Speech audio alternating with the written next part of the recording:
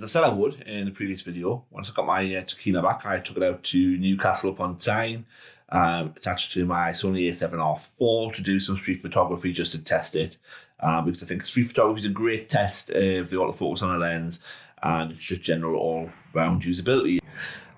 Unfortunately, my plan was to hook my Osmo Pocket onto the strap of my bag, and that was a total and utter fail, so there is no point of view footage.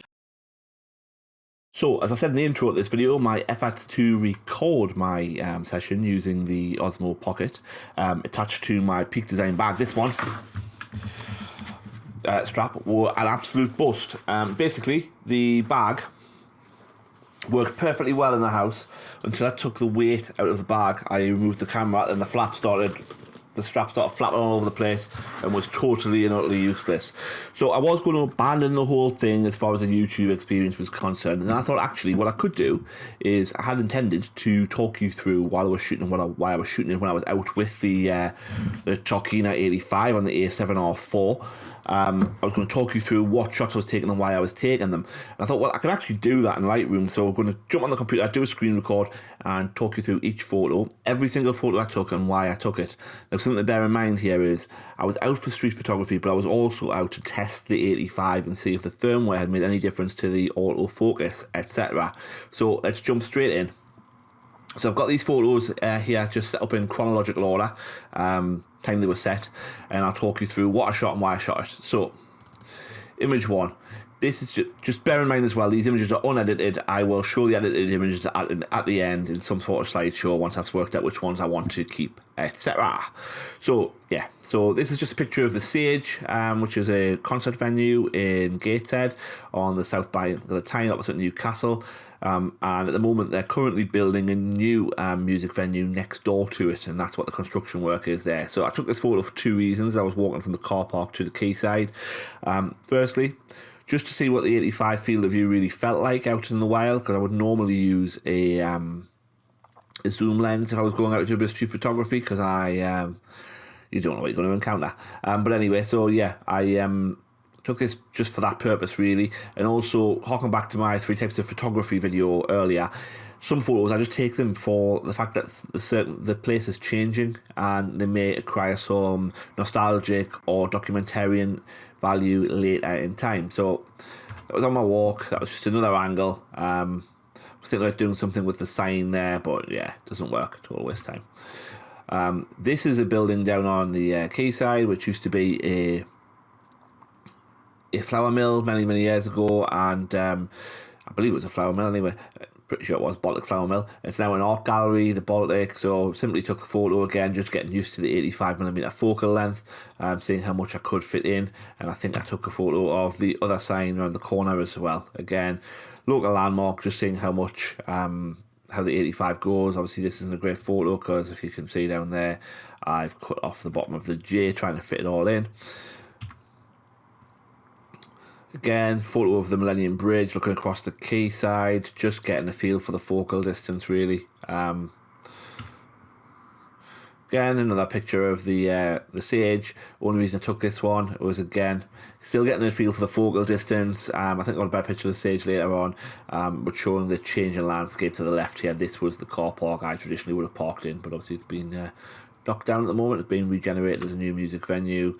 I thought I had a quite nice shot of this lady here looking over the water at the Millennium Bridge, across the water. Decided to drop it into a shallow depth of field, f3.2, just to isolate her, and she turned at the last second I hit the clicker. So a failure. Just a photo getting a few of the bridges on the Tyne. I've got hundreds of these photos, frankly. I take them every time I go. They have no real artistic value whatsoever. It's just a case of documenting the changing river. Again, this was on the other side of the river. Again, the 85 is a lot tighter than you necessarily think it is. Showing the little Royal Navy HMS Calliope base underneath the modern music venue. Not particularly great or useful photo. So this is the guy who's the bridge, the Millennium Bridge, has a little bit of a visitor attraction to it. This is the guy just that talks people through how things work, just some members of the public asking questions. Again, shot at f3.2, pointless photo. Another image of the good old Sage. I will get an image I'm satisfied of this building one day, but not today. A little bit of current political graffiti in chalk. I believe that says Boris out, and something about the band Dire Straits, who are a local band to the northeast of England. Well, obviously they're quite famous.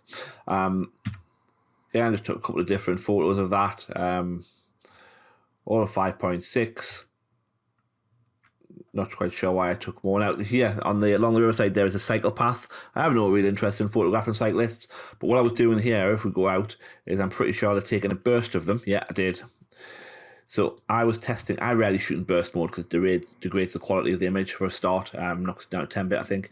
I actually find that autofocus works better to just click autofocus, frame it, release, click again, release. I rarely need the mode, but I was testing it out. So I was using the sticky autofocus here to see how it went, and this will be the guy I chose. So image 1 in the burst, out of focus. Image 2 in the burst, out of focus. Yeah, possibly a bit of movement blur actually, because it's only at 1/250th, but they weren't moving particularly quickly. Yeah, so that could be a little bit of movement blur. I don't necessarily think the focus is missed there.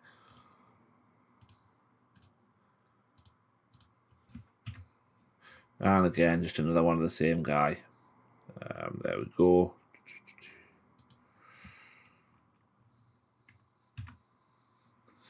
This is just a temporary facility on the quayside, the urban garden. Some years they turn it into a beach.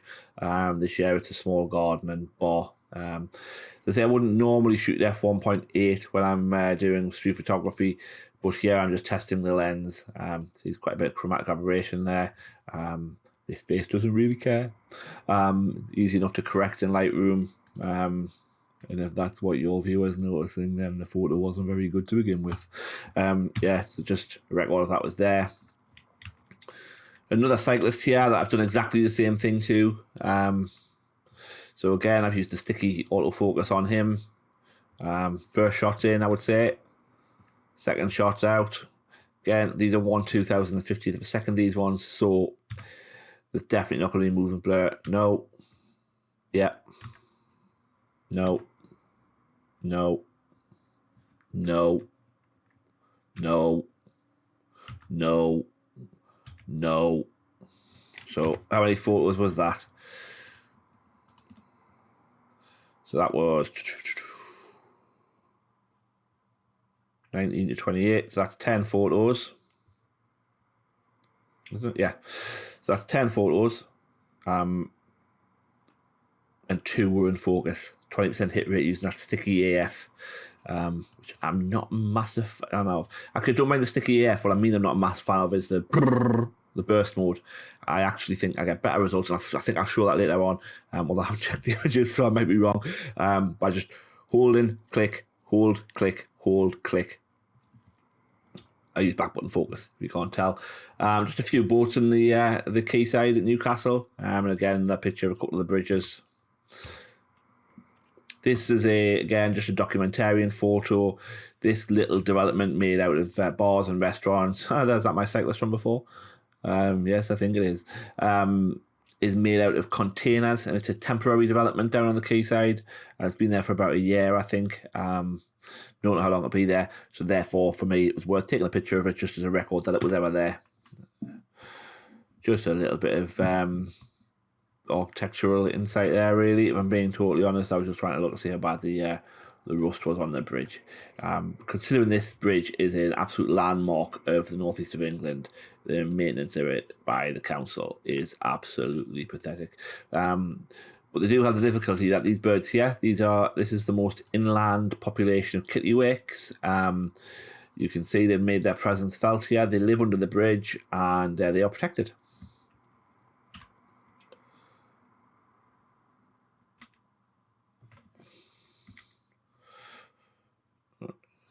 Continue again, just close up with my favourite bridge, the swing bridge, which rotates.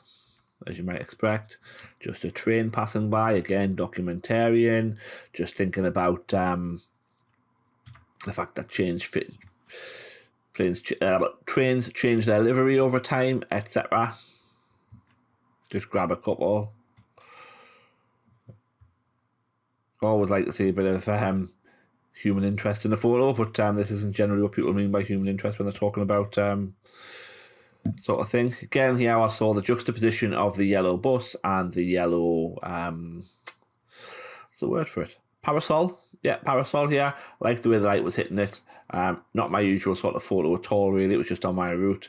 Yellow and yellow. Don't know what I'll do with it in post. I took one shot at f2.8 so the bus would be blurry. And I'm pretty sure I quickly spun the dial. And took a second shot. Yeah, f2.8. Then I took another shot at f11. I was using on the camera, which is a mode I really do like when I'm out and about on these Sony cameras, aperture priority with minimum shutter speed. My minimum shutter speed being 1/250th, which just allows me to roll the aperture around. I've got also auto ISO on there. I think I've got a max set to be max 3200.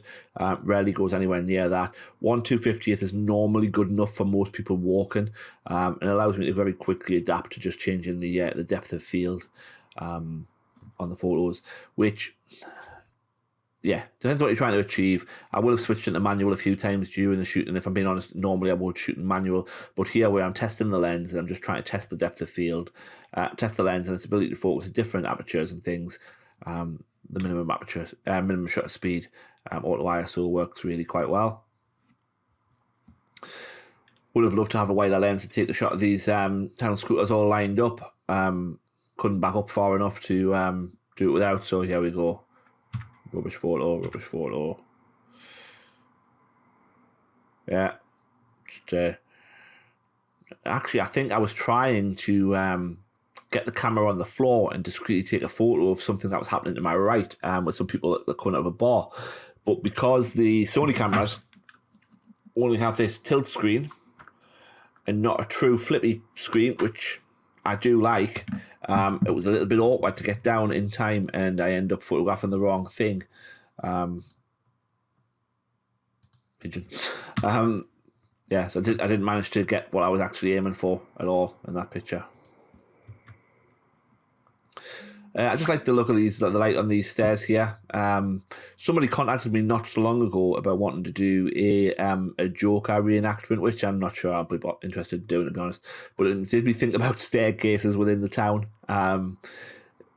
So yeah, so there's probably more than one photo of staircase that gets nice, harsh, and falling light on it. That could be interesting to use.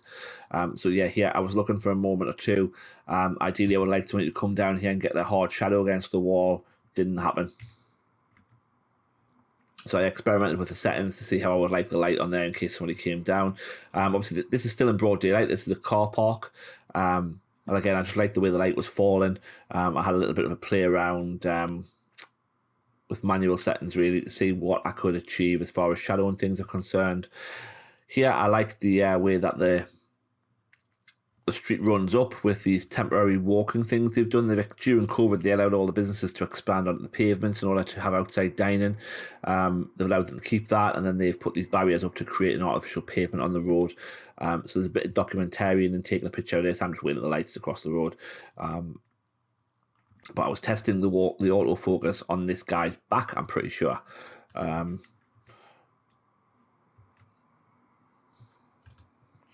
Yeah, just an empty building that I thought I'd take a note of to see what it becomes in the future for documentarian purposes. Here I set the autofocus on this lady, I believe, on the sticky again, did the burst mode to see how many would be in focus or acceptable focus. Now, I don't think that's in focus there. I think... And that could be a bit of movement. Nah, there's no movement blur at 1/2050th of a second, is there?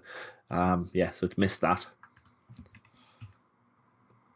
It's got her there, I think. I just like the dark and the light side of the building on Shakespeare Street here, which is the corner of the theatre, Theatre Royal in Newcastle. No particular artistic merit whatsoever. Don't know, I just like to take the picture.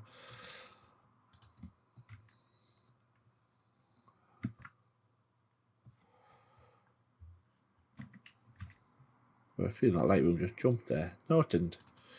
So yes, through the arches, I like the way they lined up and the shadow. We've got a shopping centre at the top there, which was interesting, I suppose. Yeah, this might make things a bit easier for me. Yeah, so yeah, took a few shots, wondering if I could get anything, whether there's something really interesting. Decided it wasn't actually that interesting. This one here, I was interested in the fact that her headphones were very similar to the colour of the board where she was sitting. The barrier had been put up there. She shouldn't have really been in there at this point for cleaning and maintenance, but obviously she'd gone in anyway to feel a bit of the sun that we don't often get in Newcastle. Or she was in there before they put the barrier up, I suppose. Either is possible. So I shot this from the hip using eye autofocus, and it looks like it did still manage to, it did grab her. F2.5. Yeah, it did manage to get her. This is Gray's Monument, a famous landmark. Not easy to get the whole thing in with an 85. Just because. Now here, there was a temporary, this was a famous street where we had the Odeon Cinema, which was there for a very long time. I used to work in the building on the side of it. It was knocked down a couple of years ago and replaced with a temporary structure while they worked out what they're going to do with the space in the town, because this was really prime city centre space. They had what was called the Stack, which was a temporary structure made out of containers and restaurants and all that sort of thing. Took this photo of it being knocked down and the rubble that's there, etc., using the established older buildings to give a juxtaposition, really, just for posterity. Because sooner or later there will be something new there. Took a couple of frames, no real difference between them. No idea why I shot them twice, really. I do know why I shot them twice. This guy here, I wanted him on his own rather than across that person there. That's why I shot the second time. Don't really like the idea of people crossing each other. Shooting the metro station. Sometimes you'll see somebody interesting come out. I think I used the metro sign as the focus point. F2.5 again. There's a motorbike outside. I think I shot these, think they're stitching them together. I doubt I can be bothered. 85 far too close to be able to do that. Again, just thinking about stitching together.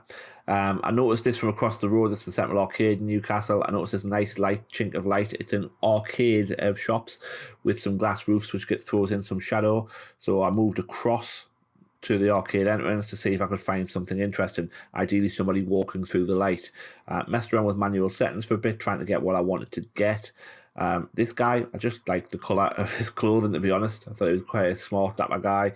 Grabbed it at the last second. It dropped to F1.125. I think that's still a manual mode. Bit of motion blur on there because of the shorter shutter speed. Again, trying to catch somebody coming through the light. I think this was the closest I got. But again, these are the first time I'm looking at these images. Yeah, so the lady there. Ideally, I would have preferred to see somebody coming towards. Gave up, moved on. I ain't no fisherman. This guy was setting up at the top there, took a few images. The Gray's Monument in Newcastle is often a centre for it's a centre for protests, for street performers, everything that happens in Newcastle. Gray's Monument is the traditional meeting place for it. I was using eye autofocus here just to see what it would grab, just out of interest for myself personally. This is the first time I've actually taken a Sony camera out to do a bit of street photography. Again, it grabs the closest person to you. Got her quite sharp. Got him quite sharp. The photos have no merit whatsoever. Along here, I just like the way the light was falling on this street, because I was using minimum shutter speed, auto ISO. You get an image that's not as moody as it could be. So I think I knocked it into manual and played around a little bit. I probably could have done the same by using the exposure compensation instead. Got around the corner. This is the same construction site. Again, just a different angle on it. Here, I was actually looking to test the chroma by focusing on the Phoenix sign on the retail shop. Just getting a feel for the street, really. It's an old established building, been there for a long time. 85 wasn't wide enough to really get it in any meaningful way. I went up to a bridge to get a picture of a particular art gallery from a different angle. This woman loading a car below just took my interest for a minute, took a photo. So there we go, that's the Lang art gallery across the road there. Fortunately, I couldn't quite get the angle I wanted. I wanted to get the painted sign in, and I wanted to get that sign in fully, but I've lost the L and the G off the end of there. For nothing more than a record, because I dare say that these will change at some point in time. Then I went down to a little arcade area, played around a little bit. I think at this point I switched back to manual, just to play with the light here and the shadow on the corner. Didn't catch anybody quite the way I wanted to. I think I took a photograph of these guys just because they were arguing. I thought it might have, well, they weren't arguing, but it didn't seem like a normal interaction. Nothing more than a documentarian photo of the fact that there's still a market vendor in the middle of the main street, which is quite unusual in the northeast.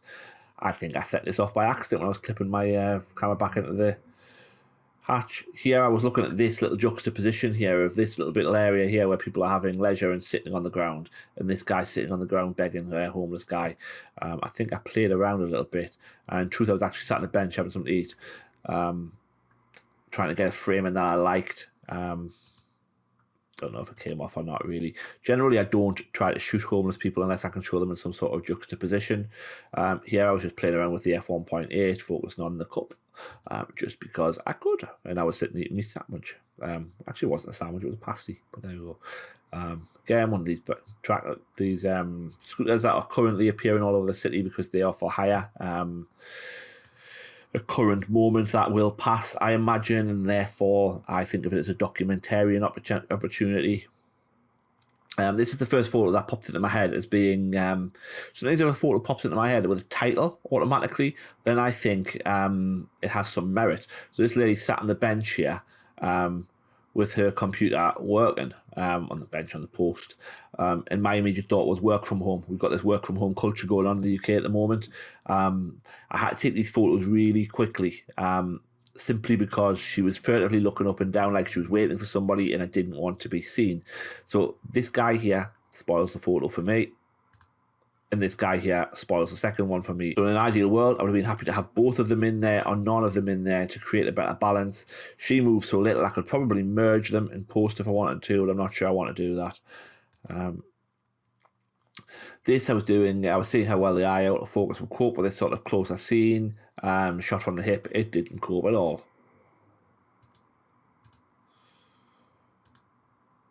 Here, what I might have thought of the title was Tribes, these girls here gathering to go shopping together. These guys obviously working together, all in the same uniform, probably some sort of like street vendors and things. Didn't get the framing that I would want because I was stuck with the 85. 7200 would have been nicer. I do actually prefer a 7200 for shooting in a big city because there was so much street furniture. Street furniture being telephone poles, lampposts, bollards and things like that. I do find that a longer lens lets you cut those things out. Make things better. I shot from the hip again, seeing if the eye autofocus would get there. It didn't. Wedding car coming through the town. Very unusual sight. I was just waiting across the road, really. I did the track and autofocus on it with the sticky point. So how many did we get? Both of them. Another set of stairs I thought might be interesting for future use. So took a photo of them just for future use. Another set of stairs. I've taken quite a few photos on these stairs over the years. For some reason, this is the only place where people have ever stopped me and asked me for a street portrait rather than me saying, "Excuse me, can I take your photo?" I don't know why. It leads down to Quayside, which is a big drinking area. I took a few of these, thinking about different angles and things, probably for future use, and I wanted one without any people in it for sort of documentarian purposes, really. Another photo of the famous bridge, trying to get in the clock tower from the Gateshead side. Lampposts, being of a street photographer's life, really. Again, this was another cycling opportunity to do the tracking. Missed. Well,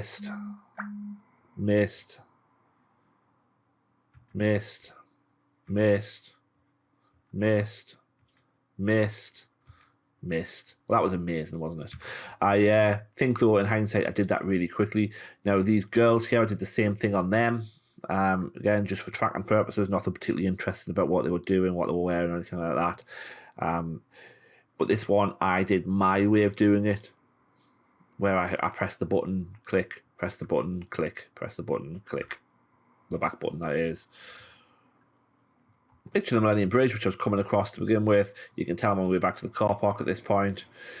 Here we have this runner, which I did the same thing on. Again, my technique of focus, click, release, focus, click, release, focus, quick release. In focus, in focus, in focus, in focus, in focus, in focus, in focus. I think I proved, for me at least, and this lens, that my technique works better than using the burst mode. Just the Millennium Bridge sign. This guy I was sitting next to on a bench for a while, I was just resting for a bit. I liked his shoes. Sorry, nothing more complicated than that. I liked his shoes. I thought it was a good representation of a current fashion trend around sort of middle-aged men, with the blue jeans, with the turned-up heats, and the brogues, but with the funkier sole. Thought it was a good representation of it, so I took his photo. And then I took a photo of a window cleaner. I was far too close to get a decent photo. I want that really put it into context, but you don't really get that sort of window cleaner much in Newcastle. So there we go. I don't think there'll be many that I decide to edit out of this set, but I thought talking you through the process of why I took each photo might be interesting to you. So coming up right now is a slideshow of the images that I edited for you to laugh at. Speak to you soon. Take care. Bye. I have a throwaway saying that I use for images, particularly street photography. If it's shite, turn it black and white. It's a bit of a joke, really, about street photography, that if an image isn't very good, if you turn it into black and white, maybe it'll look a bit better. It's not something I really subscribe to and not something I generally do, but I just thought for the purposes of this video, I would do it because these images are not ones that I'm proud of. There's nothing here that I think is really a keeper. There is one that comes close, but I'm not happy with it. I'm really showing them to you in the spirit of the video that we went through the process of how they were created. You should see what comes out of the other end. And I think there's a lesson here for all photographers, particularly new people and people who are getting started with street photography. You don't always come back with anything worth keeping. Whether you should edit them at all or not is entirely up to you. I choose to do so simply because I feel you don't know what you've got until you really look at it. So I tend to leave them for a while and then work our way through them. There's only really one image in this collection that comes anywhere near close to being a keeper, and if I'm being honest, it's not a keeper for me. So if it hadn't been for the sake of this video, then they would never have seen the light of day. So feel free to bash me in the comments below about the quality of them, but honestly, I already know they're not good.